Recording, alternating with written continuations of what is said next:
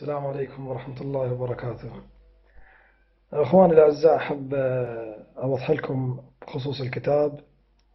أني فيصل أحمد عبيد من العراق، محافظة الأنبار.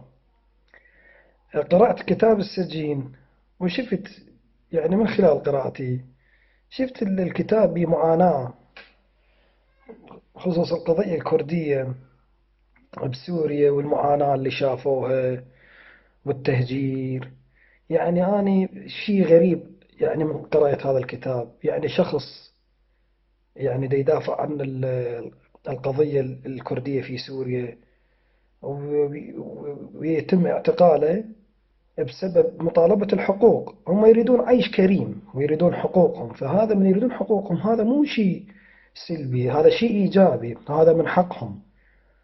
يعني إذا شخص راد يدافع عن قضية، احنا هسه كعرب إذا دافعنا عن قضايانا احنا شنو نريد؟ احنا نريد يعني حقوق، نريد عيش كريم، حياة رغيدة.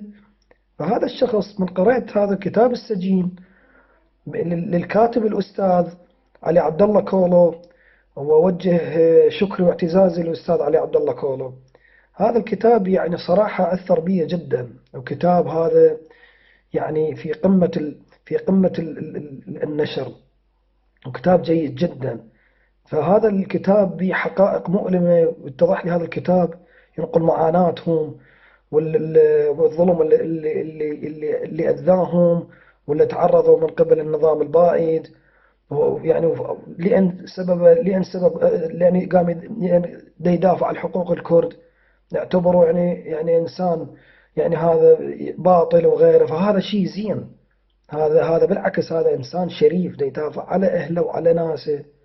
أقول لكم هذا الكتاب جيد جدا، وأشكركم، وتحياتي للأستاذ علي عبد الله كولو. مع ألف سلامة، شكرا جزيلا.